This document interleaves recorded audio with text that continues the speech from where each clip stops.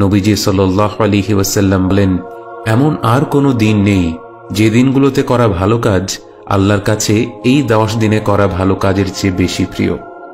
সাহাবীরা জিজ্ঞেস করলেন, এমন কি আল্লাহর রাস্তায় জিহাদও নয়? তিনি সাল্লাল্লাহু আলাইহি ওয়াসাল্লাম উত্তর দিলেন, আল্লাহর রাস্তায় জিহাদও নয়, শুধুমাত্র সেই ব্যক্তি ব্যতীত যে তার জান মাল নিয়ে আল্লাহর রাস্তায় জিহাদ করতে বের হয় এবং সব কিছু ত্যাগ করে।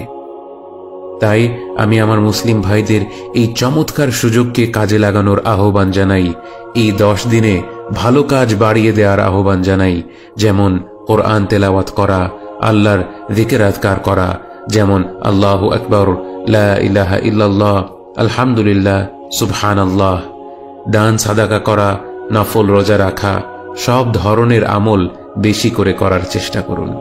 মনে রাখুন, যে ব্যক্তি এই 10 দিনে আমল করা বাড়িয়ে দিল, সে নবীজি সাল্লাল্লাহু আলাইহি ওয়াসাল্লামের নির্দেশিত সুন্নতকে পুনরুজ্জীবিত করল।